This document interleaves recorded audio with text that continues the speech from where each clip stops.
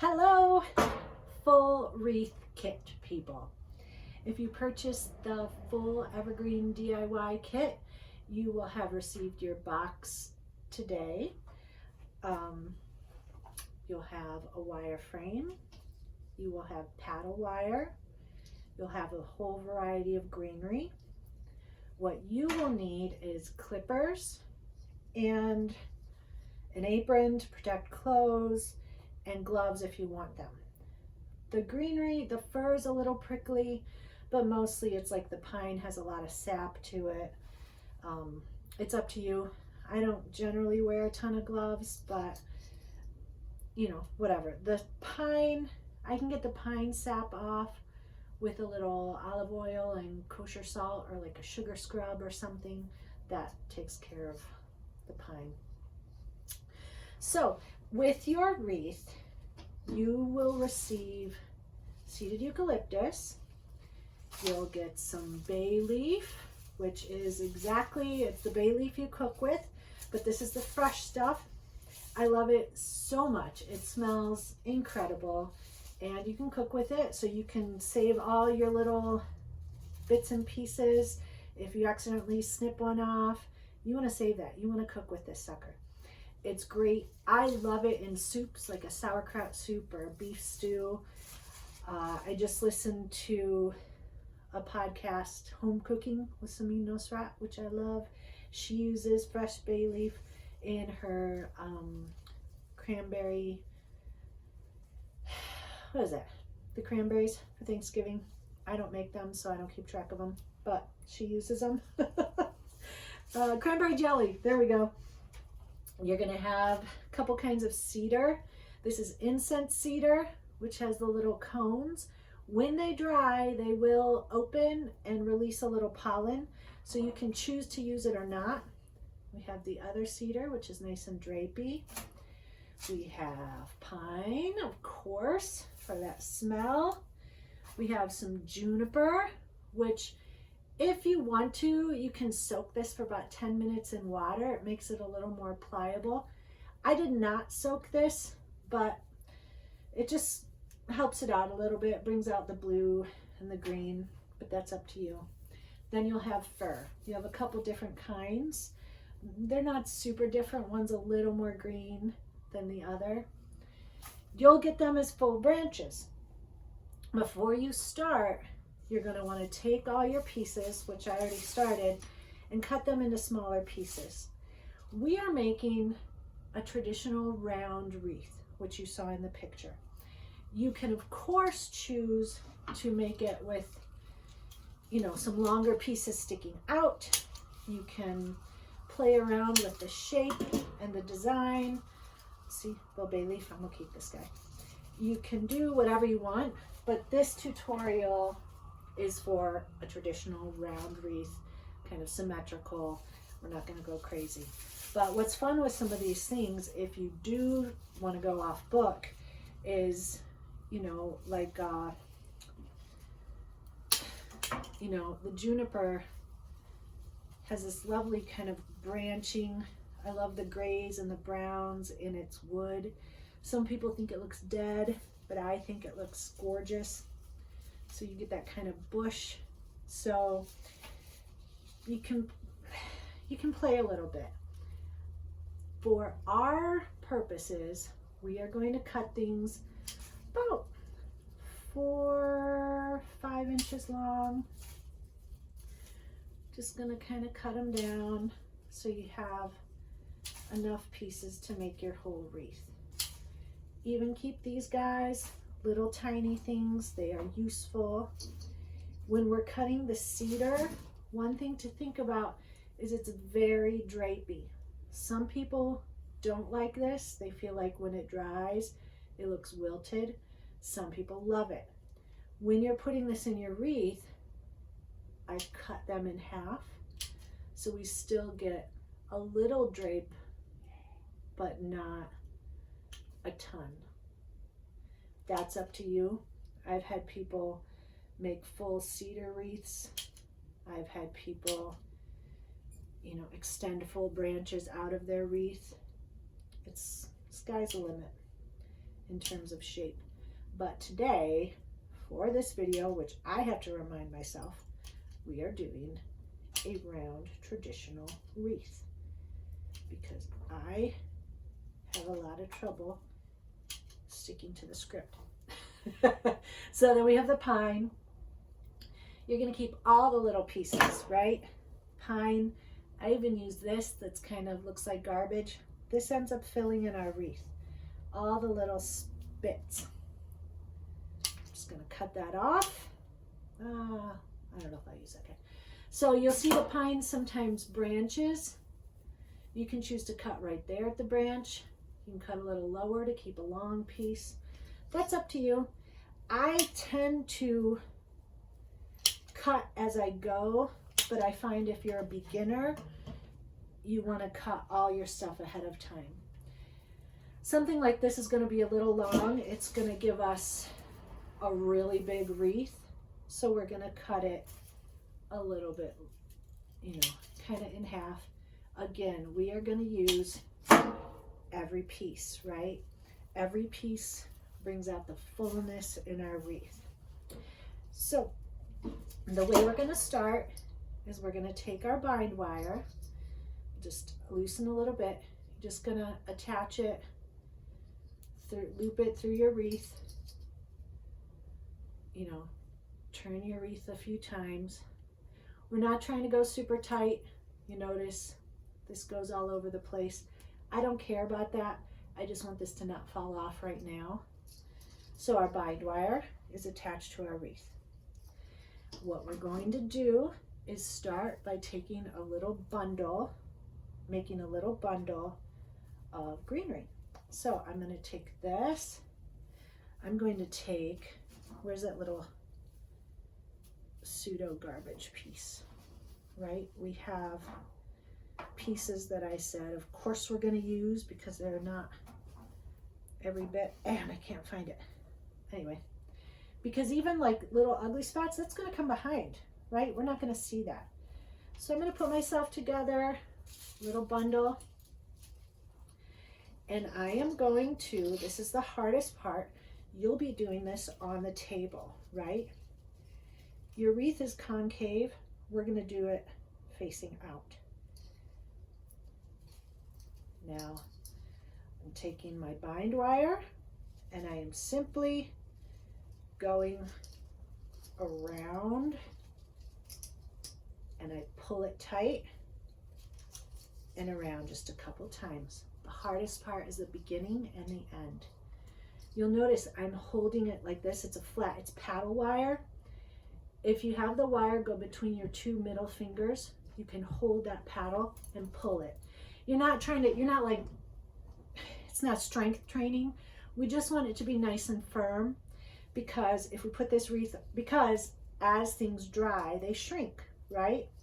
So if we put this on our door and have a lot of guests, I don't know why I said that, right? It's COVID. We're not going to have a lot of guests. But if we put this on our door and are going in and out or letting the dog in and out 700 times, which is what we do in our house, we will need things to stay on nicely. So now you'll notice I just gathered a few stems and see I've got some long guys. That's kind of fun. I gathered a few stems. I want this to echo my seated uke here and continue binding. Now with the paddle wire, you want to go the same direction that you started. We're not trying to go back and forth and up and down. We're just simply going around and around. So it's this simple. It's gathering the next little batch. I know some people like to have fun with it by doing, you know, little groupings of things. You know, maybe this spot is all seeded uke, that spot's all pine leaves. That might frustrate you a tiny bit just because I didn't give you the same amount of everything, but you can have some fun, plan it out before you start. I'm just showing you how to do the traditional all around wreath. So, you know, I'm not gonna, I have to say this out loud, I am not going off script. I'm gonna add in some incense cedar. See how it kind of goes down like that? If I put it like this, well, it's still nice. But the thing with like if we're doing cedar, if we're doing like a big long piece, right? And I put him on here, he's pretty like that. But if I flip him and try to make him just this, he does something wonky and weird. So you need to play with the greens a little bit. See what direction you want them to go. If something doesn't work, take it off, put something else in its place, and you'll get it. So the reason we want it tight is, again, as things dry, they fall out. And the way to check if we have attached it tightly enough is to shake it. We want to shake our wreath a little bit. So I'm going to attach this a little, bind it.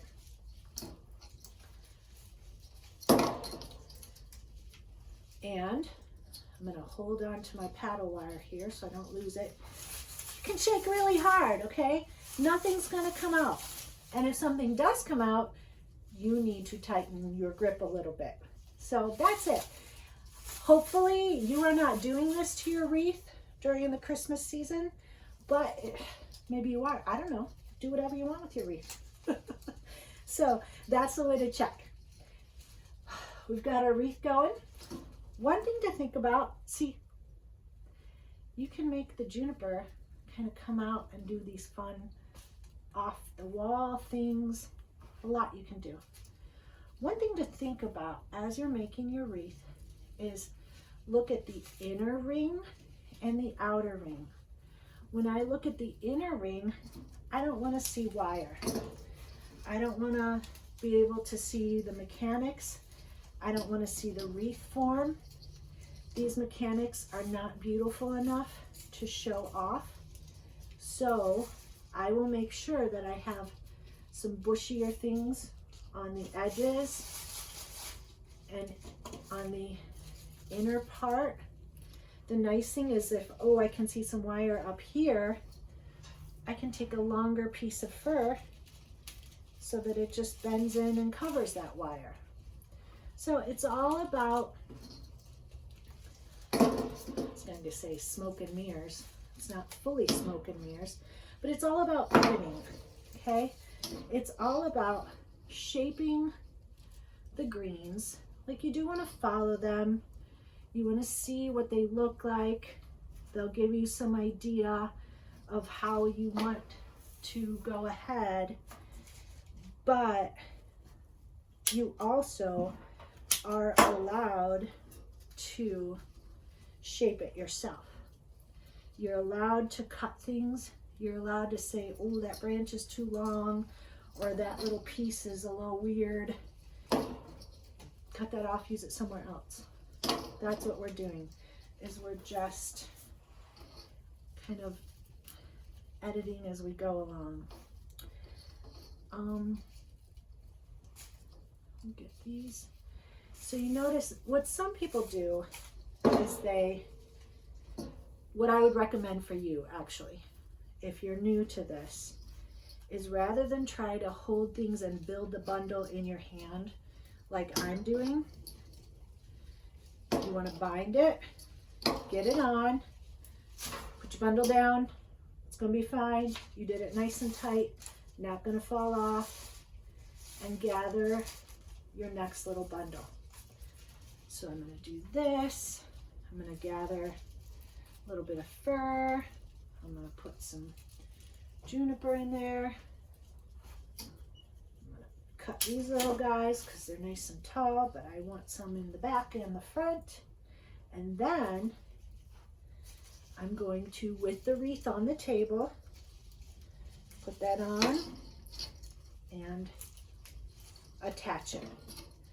That's a much easier way for beginners. I am just showing you as I go. Now, one thing I'm noticing, I'm seeing a lot of side, which is fine, but I still want to cover that. I don't want to see any side. You'll have more fur than anything else, and it's kind of nice and sturdy for tucking into spots.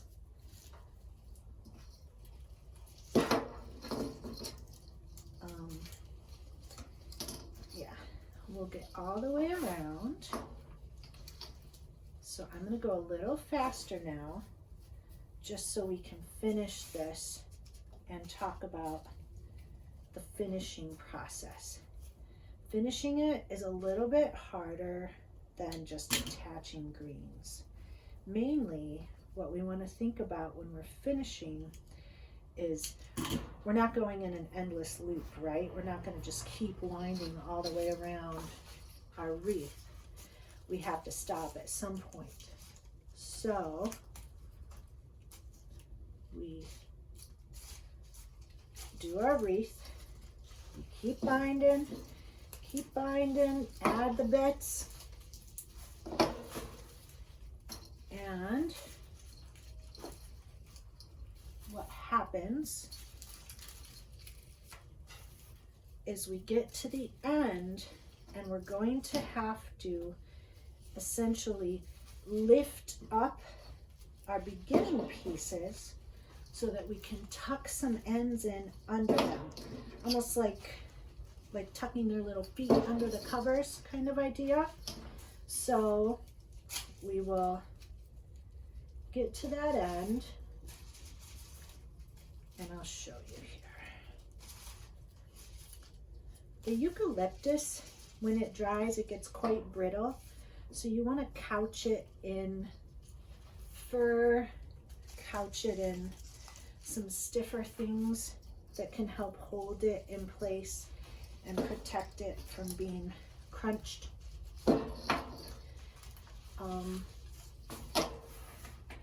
And I think the hardest thing is trying to use, we keep saying the hardest thing, there's lots of hard things, aren't there? It's not that hard, really. It's just trying to use all your bits and pieces. You will likely end up with leftover greenery. That's okay. You can make things with it. You can, maybe you have some teensy tiny little bits of juniper. These are kind of too little to put in this wreath. You can tuck them into presents. You can, if you have some tiny little juice glasses or salt cellars or egg cups, you can pop them into the egg cup with a little water to keep them kind of fresh. You could do that with these little tiny pieces of pine as well. Oh, here's the little garbage guy. We're going to use him. You're going to see you won't be able to find him. So we're nearing the end here, and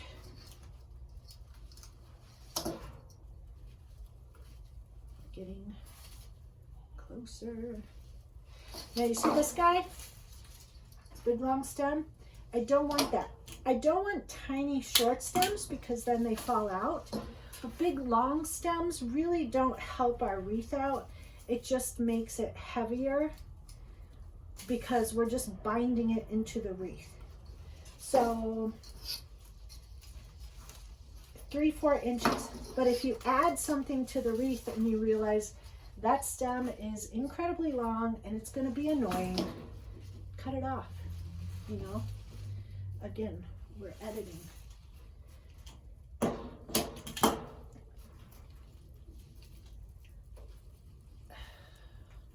This piece is kind of long, so I'm going to thread in between needles, cut them shorter, and now I've got this nice fullness from the pine, right? I'm gonna add some more yuke in here, add some more bay leaf. I totally gave you too much bay leaf. You can thank me later because it is delicious. And let's see what else. Now, we're getting close to the end, right? So we've got this much spot. So basically, if you think of this as the covers, these are the covers that we're going to pull back and tuck the feet into. Because if we just kept on going, we'd have this like smashed wreath covered in wire. So we're gonna add our wreath fixings. Oh.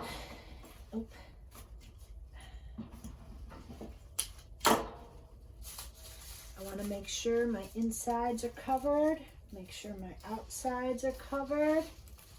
Gonna keep going.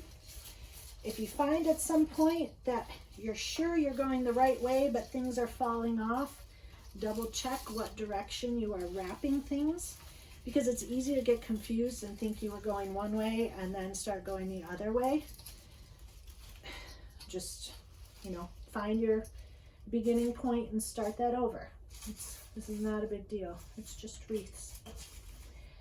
If it's frustrating you that you can't get it done, if you're just ready to give up, put it down and walk away, again, it's just wreaths. If you're really, really, really struggling, message me, see if I can help you. So now I've reached the point where I am tucking babies into bed. See, I'm going to hold that up. It's kind of a struggle, even for me, because I don't want to get all these guys caught. So obviously you will have it on a table, so it'll be a little easier for you. But before I pull it tight, I'm going to make sure I don't have, oh, I already have some stuff caught in there. So see, if I stopped here, I'd have a whole gap, right? So I want to go just a little bit more. I'm going to make one more little bundle. I'm going to add the things that I want to be in there.